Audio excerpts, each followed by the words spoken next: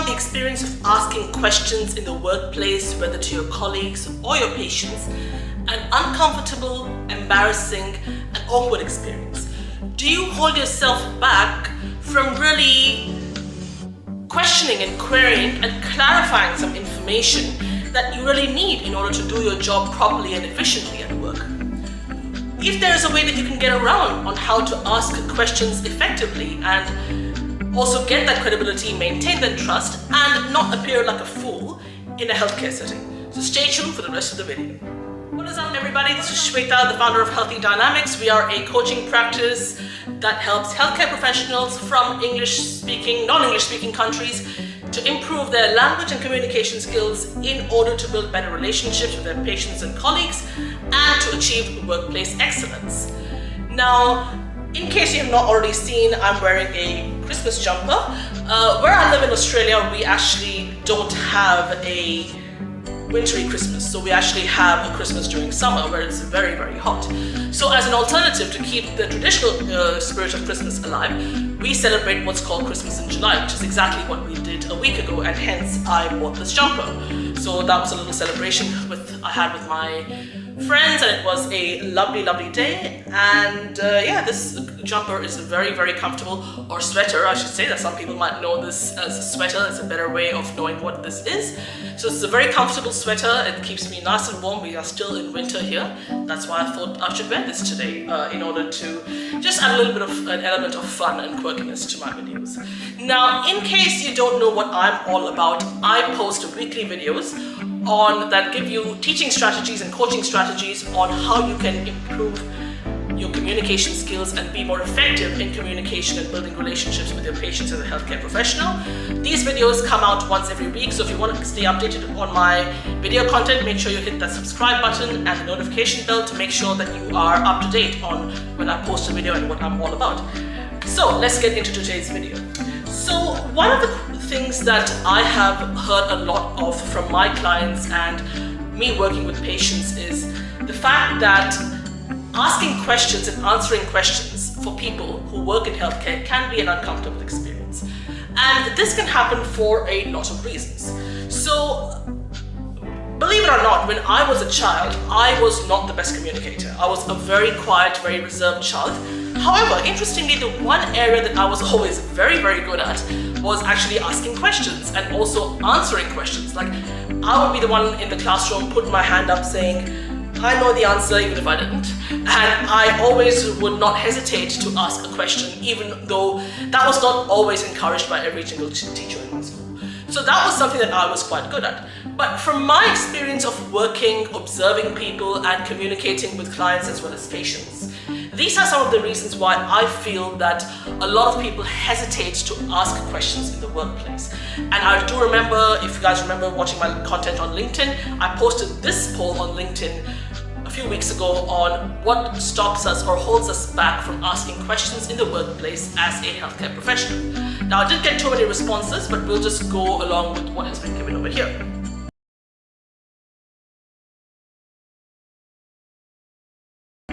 So the common narrative really tends to be that people feel embarrassed or awkward about asking questions. And the reason being, even though the mainstream dialogue is that no question is a stupid one, the reality is completely different from that.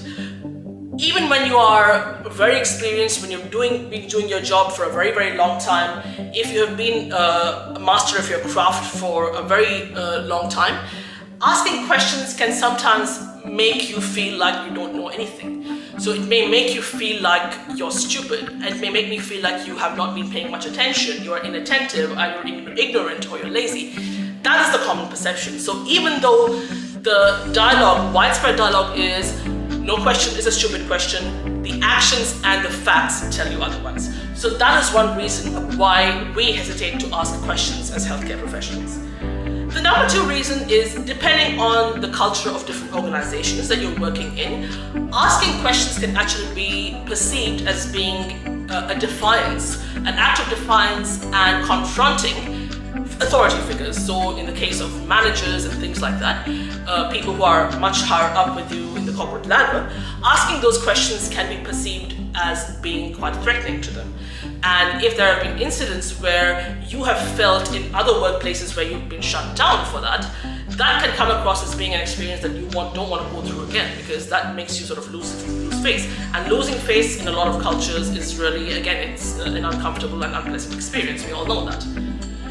The other reason what I have observed and noticed about why people find it difficult to ask questions is that they don't know how to structure their questions. So they don't know how to make their questions so that they're not too detailed, they're not too long, they're not too vague, they're not all over the place, and what exactly to say and the purpose of why they're asking this question can also be another major reason why you feel a little bit unfamiliar with how to ask questions. That's number 3. And a major one, and this is specifically in the context of when you're speaking to your patients. We're all aware that patients come to us with a lot of challenges, with a lot of issues in relation to their health, not just physically. If you're in the mental health space, you can have people who have faced a lot of trauma, who have faced abuse, and in those situations, asking questions can be quite a triggering experience for them. So even though you have to ask your questions to get the information to do your job, not asking them in an effective, sensitive, and respectful manner can make the experience very uncomfortable, triggering, and a little bit fearful for them. So these are the 4 main reasons why, as healthcare professionals, people really struggle to ask questions.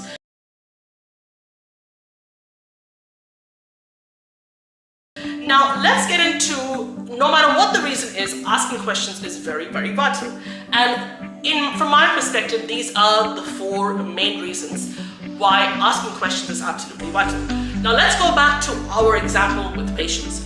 When we're treating our patients, when we're consulting with our patients, helping them, serving them, and really empowering them as healthcare professionals, we need to get to the root, the heart of what their challenges, their issues, their ailments, what they're facing, and all those things are. So asking those really deep questions and getting information straight from the horse's mouth is very vital. That way you know what they're going through and why they're going through what they are. And you get a very clear picture as to what is it that the patient is facing, or what is it that the patient is struggling with. So that is 100% vital. That's very important that we do that. Number 2, asking questions is vital because you want to do the right thing, plain and simple. So sometimes even we're living in an era now where there's information overload, and the healthcare job that I work with in particular, changes happen every single day. Not even every single day, every single minute. So you need to be on top of your game, and you need to know exactly what you have to do at every single point. And you may be bombarded with information, which is usually over like a quick half-an-hour training session, and you may have all these stacked piles of documents and files on your computer that will guide you to where the exact answer is. The language can be confusing. You wouldn't know where to find that information because it's just all over the place. So in those situations, to clarify information in order for you to do your job in the correct manner as well as do it efficiently and professionally is very important. So clarification is vital, and that's why asking questions becomes very important, goes hand in hand. Number 3, asking questions in a workplace, especially when you're with colleagues, really creates an environment of interaction, collaboration, where you can bounce ideas off each other, give feedback, and it just creates an atmosphere where there's honesty, openness, transparency, and authenticity, which is what we all look for when we are going to work or we're in the workplace. So that's number 3. And obviously, number 4 also is that asking questions challenges yourself as well as the people around you, whether it's your patients as well as your colleagues and the people that you work with. So no matter what line of work you're in healthcare, it is dynamic, it changes all the time, it evolves all the time. So asking questions might plant a seed in the heads of people who you work with or your patients in order to get them to think differently, adopt different strategies, and use a different approach in order to treat, to communicate, to build teams, and in any other situation. So these are the 4 reasons why asking questions is very important. Now, let's now go into the meat of today's video, which is why and how do we ask questions in an effective manner so that we don't come across as being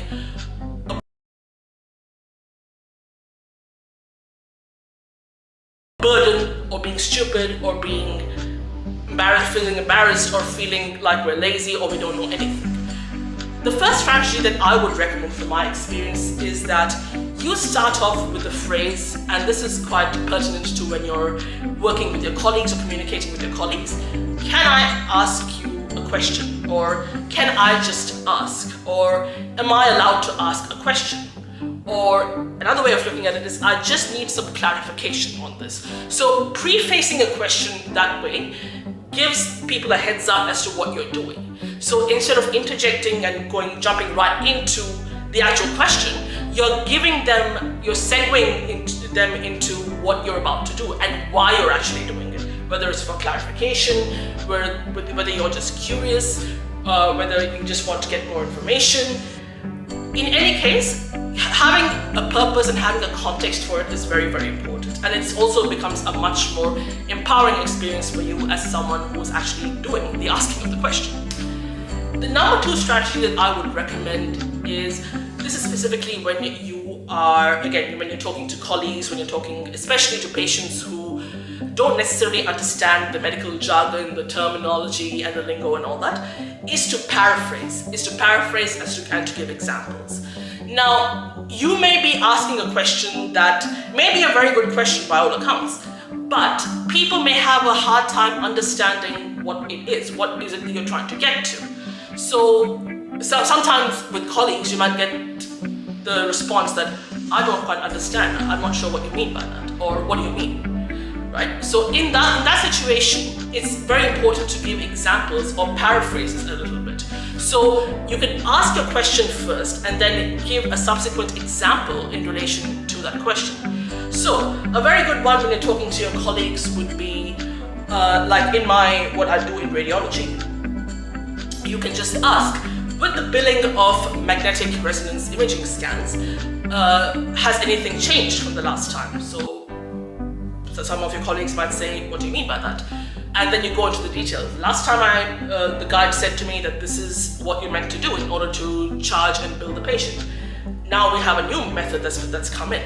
Has anything changed? I just wanted to clarify it. So you can actually tie both the elements in. So you're actually giving a more specific example as to what kind of question you're asking and why you're asking it. So paraphrasing, elaborating and giving examples briefly is very important in order to just contextualize the question in a much better manner. That's number 2, which brings me very well into number 3. Keep your question succinct, short, simple, and to the point. So people don't want to hear an entire story. They don't want to hear paragraphs and paragraphs of information when you're asking them a question. So when you're asking a question, obviously keep it very simple. So for example, the other day I asked a question about sonographers. So which sonographers in this clinic are able to do a pregnancy scan? That was it. So that's a very short, sweet question. And then I went into the evidence that I cannot find the evidence as to which sonographer I can do the scan. Therefore, I need clarification. So notice how I mentioned the question very, very briefly. Which sonographer in this clinic does pregnancy scans? Sometimes the question can be even shorter. For example, you can have a very simple question of what is an ASDI scan? Like sometimes some radiology scans have very weird names and they have a lot of acronyms. So you can have a very simple question. What is an ASDI scan or a DEXA scan? We've never heard of that before. Or a BMD scan. So you can keep that question is brief in and of itself, but inherently by nature. So the bottom line is keep your questions brief, succinct, to the point, and no waffling around, no going back and forth, not a huge overload of information. Obviously, when you think your question can be quite loaded and can have a variety of responses, do the paraphrasing, do the explanation, do the elaboration afterwards, and then that way people will have a bit more clarity on what exactly you're looking for and will be able to give you the information that you desire. Now, the most important one when you're actually speaking to your patients, so this is what can get a little bit tricky and sensitive, and especially in the field of when you're dealing with mental health, but not just mental health, it can be in any other aspect of healthcare. When you're asking a patient a question in order to just get more information and to really address the root of the reasons why they're feeling the way they are, it is very important to give them the reason or the purpose behind why they're doing it, and you have to do it in a much more sensitive manner. So you can always start off by saying, I'm asking you this question because I need to know a little bit more about, in the case of mental health, your family background. I need to know what you experienced in that particular incident that led you to the problem that you're experiencing right now with your mental health. So, and you have to do it in such a way that's not only sensitive, but also makes them comfortable. So makes them feel assured, and you have to really build that trust in them. So I remember when I was working with my psychiatrist a very long time, like I no longer work with him, he would sometimes ask questions out of nowhere, and he would not give me a reason for that. And that's why I, on the other hand, really found myself questioning him, on the other hand, saying that why do we need to have all this information? So if you remember in one of my previous videos, I did mention, he wanted to know about the report cards that if my mom had them from my primary and high school days. And he just wanted them, and he would not tell me why. So then I had to ask him, and then he told me the reason for that. And that was, for one reason or other, that became the last straw for me, and I no longer wanted to work with him. But that's besides the point. So when you are asking patients questions about their background, about their family history, about their childhood, you have to be very, very sensitive. And also gives them the option of, if they feel uncomfortable answering it at this stage, give them the option that we can always come back to it at a later stage. But the important thing is that you ask them questions in a way that makes them feel comfortable, assured, and trusted and safe. And that's very, very important. So when you're having these conversations with your patients, especially the ones who have gone through trauma, who have mental illnesses, it is important to tell them that, look, I am asking you this question because I need to know information so I can help you the best. I can be of best service to you. But also give them the option of letting them give you as much detail as they feel comfortable, and if they don't want to answer it, that's fine. It's absolutely okay. You work with all of the other resources that are given to you. So these were some of the tips and tricks that I believe that we can all incorporate as healthcare professionals towards our patients and our co-workers in healthcare settings in order to ask questions effectively, and to also create a culture where asking questions is not frowned upon. Asking questions is not considered embarrassing, dirty, as if you're burdening somebody or inconveniencing somebody. It's normalized, and also creates an environment where we're challenging, innovating, pushing ourselves to do better every single day, and also makes that environment very collaborative and team-oriented, where you are bouncing ideas off each other, when you're giving each other feedback, and you're being open, honest, transparent, and authentic. So hope you found this video useful. If you did, please make sure that you subscribe to my channel and also click the notification bell to ensure that you know what day of the week the videos are coming out. And if you have any thoughts on your experience as a healthcare professional about asking questions or answering questions, leave your feedback down below in the comments section. Thank you very much for watching today's video. Stay tuned for next week's video, which is going to be on a completely different topic. Have a lovely weekend, and I will see you next time. Thank you so much.